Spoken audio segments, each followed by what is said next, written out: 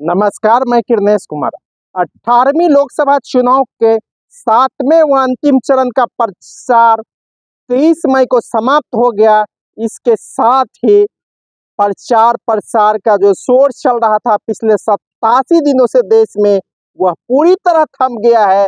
अब मतदाता अंतिम चरण में 1 जून को देश की 57 लोकसभा सीटों पर वोटिंग करेगी। इस चरण में बिहार की 8 लोकसभा सीटें नालंदा, पटना साहिब, पाटलिपुत्रा, आरा, काराकाट, सासाराम, बक्सर और जहानाबाद सीट है। इस चरण में काफी कुछ निर्भर करता है केंद्र की सत्ता को। इस चरण की जो 8 सीटें हैं, इन सभी सीटों पर 2019 के लोकसभा चुनाव में सत्ताधारी एनडीए ने जीत दर्ज की थी, लेकिन इस बार पासा पलटा हुआ है। भाजपा की सुरक्षित सीट कहे जाने वाले पटना साहिब में भी लड़ाई कांटे की है और यहाँ पर कुछ बाहा मतदाताओं ने करवट ले लिया है और यहाँ कांग्रेस उम्मीदवार अंशुल अभिजीत के पक्ष में माहौल बन गया है। वहीं भारतीय जनता पार्टी के उम्मीदवार पटना साहिब से रविशंकर प्रसाद अभी से ही हाँफ रहे हैं। नालंदा में भाकपा माले के संदीप सौरभ और जदयू के कौशलेंद्र कुमार के बीच सीधी लड़ाई है। पाटलिपुत्रा में राजद सुप्रीमो लालू प्रसाद यादव की पुत्री मीसा भारती और भाजपा उम्मीदवार राम कृपाल यादव के बीच फिर भिड़ंत है। तीसरी बार ये दोनों आमने सामने हैं। 2014 का चुनाव मीसा भारती 19,000 वोटों से हारी थी। 2019 में 39,000 वोट से हार गई थी, लेकिन इस बार मामला बदला हुआ है। महागठबंधन एकजुट है और मीसा भारती की जीत भी इस बार सुनिश्चित होती हुई दिख रही है। आरा में भाकपा माले के सुदामा प्रसाद और भाजपा के आर के सिंह के बीच सीधी भिड़ंत है। काराकाट में निर्दलीय पवन कुमार सिंह, जो भोजपुरी फिल्म के अभिनेता हैं, भाकपा माले के राजा राम सिंह और राष्ट्रीय लोक मोर्चा के उपेंद्र कुशवाहा के बीच भिड़ंत है। बक्सर में राजद के सुधाकर सिंह और भाजपा के उम्मीदवार हैं यहाँ मिथिलेश तिवारी, लेकिन भारतीय जनता पार्टी के बागी आनंद मिश्रा, जो पूर्व आईएएस है, वह भी खेल बिगाड़ रहे हैं भारतीय जनता पार्टी के। और सासाराम में कांग्रेस के मनोज राम और भाजपा के शिवेश राम के बीच सीधी भिड़ंत है। जहानाबाद में त्रिकोणीय लड़ाई है। यहाँ पर राजद के सुरेंद्र यादव, बसपा के अरुण कुमार और जदयू के चंदेश्वर प्रसाद चंद्रवंशी के बीच लड़ाई है। इस सीट पर राजद की जीत तय है।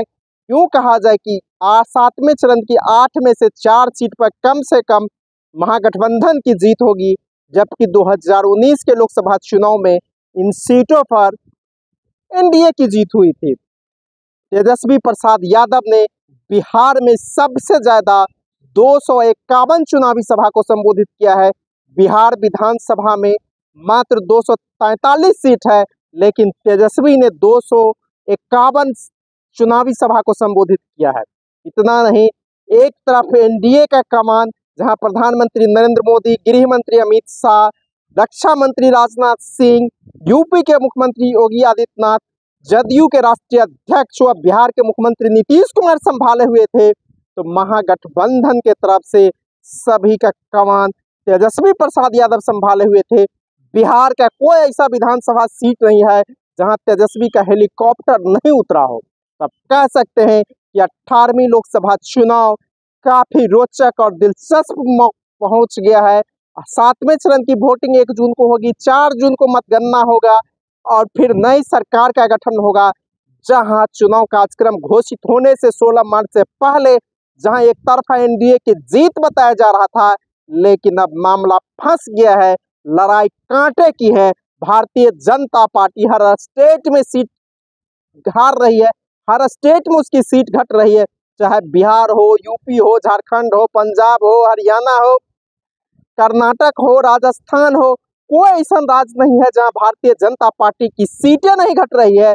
साथ ही साथ केरल में, तमिलनाडु में भारतीय जनता पार्टी की खाता नहीं खुलने जा रहा है और यहाँ पर एनडीए की जीत होगी, चाहे केरल में एलडीएफ जीते या यूडीएफ जीते, लेकिन भाजपा का खाता नहीं खुल रहा है। तमिलनाडु के 39 में 39 सीटों पर इंडिया गठबंधन का जीत हो रहा है। तेलंगाना में इंडिया की अच्छी स्थिति है, आंध्रा में अच्छी स्थिति है। तो आप कह सकते हैं कि दक्षिण में इंडिया है, उत्तर में जो 19 के चुनाव में भारतीय जनता पार्टी को प्रचंड बहुमत मिला था, वह इस बार नहीं है। भारतीय जनता पार्टी यहाँ हिंदू मुस्लिम करने की कोशिश की, वह नहीं चला। इस बार का चुनाव स्थानीय मुद्दे पर हुए हैं। बिहार में जहां रोजगार के सवाल पर वोट पड़े हैं, तेजस्वी ने हर चुनावी सभा में रोजगार का सवाल उठाया। अपने 17 महीनों के महागठबंधन सरकार का कार्यकाल को उठाया, जबकि 17 साल के नीतीश कुमार के साथ में किए गए कार्यकाल को लेकर तेजस्वी ने घेराव किया। इसका फायदा भी मिला। महंगाई, बेरोजगारी और गरीबी पर भी जमकर यहाँ वोट पड़े हैं और महिलाओं ने बिहार में जमकर वोट किया है। कहा जा रहा है कि महिलाएं एनडीए की तरफ है, लेकिन ऐसा नहीं है। यहाँ भी 1 लाख रुपए साल में देने की घोषणा की, इसका असर भी चुनाव में देखने को मिला है और महिलाओं ने जमकर वोटिंग की है। कुल मिलाकर 18वीं लोकसभा चुनाव का प्रचार समाप्त हो गया है। अब अंतिम चरण की वोटिंग 1 जून को है, मतगणना 4 जून को है। लेकिन भारतीय जनता पार्टी के नेतृत्व वाले एनडीए बिहार सहित पूरे देश में हाँफ रहा है और पूरे देश में भारतीय जनता पार्टी की सीटें घटने जा रही है और कांटे की लड़ाई है। और कहा जा रहा है कि इंडिया बढ़त में है और केंद्र से भारतीय जनता पार्टी की सरकार की विदाई होगी।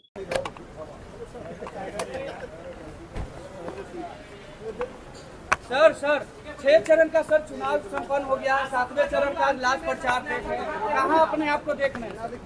आज जो है अंतिम दिन है प्रचार का, चुनाव का। आज अगर टोटल मिला लें मेरी सभाओं का तो 251 सभाएं आज शाम तक मेरा हो जाएगा। और इस बार इंडिया की सरकार बनने जा रही है, हम लोग 300 पार कर रहे हैं। और मोदी जी को उनकी 3 महबूबा जो है वो चुनाव हरवा रही है, जिससे सबसे ज़्यादा प्यार उन 3 महबूबाओं से करते हैं मोदी जी। पहली महबूबा है बेरोजगारी, दूसरी महबूबा गरीबी और तीसरी महबूबा महंगाई। ये तीनों महबूबा मोदी जी की चुनाव हरवा रही है। और जब से हमने कहा कि 4 जून के बाद जो है हमारे चाचा कोई बड़ा निर्णय ले सकते हैं अपने पार्टी को बचाने के लिए, तब से वो प्रचार में नहीं निकले। और प्रशासन का काम जो है गवर्नर देख रहे हैं, अधिकारियों को बुला के समीक्षा ले रहे हैं। और जदयू वाले लोग अपने 2 सीटों पे लगे हुए हैं, भाजपा अपने सीटों पे लगी हुई है। तो ये अंतर जो है और ये चीज़ें जो दिखाता है कि 4 के बाद कुछ बड़ा होगा। पीएम कन्याकुमारी जा रहे हैं। अरे कन्याकुमारी मार्केटिंग करने जा रहे हैं, फोटो खिंचवाने जा रहे हैं, शूटिंग करने जा रहे हैं। पिछले बार गुफा में बैठ के फोटो खिंचवा रहे थे, इस बार कन्याकुमारी जा रहे हैं। तो प्रधानमंत्री जी से निवेदन है कि मीडिया और कैमरा पे प्रतिबंध लगाएं और जाइए, जो ध्यान करना कीजिए, ध्यान में बाधाओं को मत लाइए। धन्यवाद।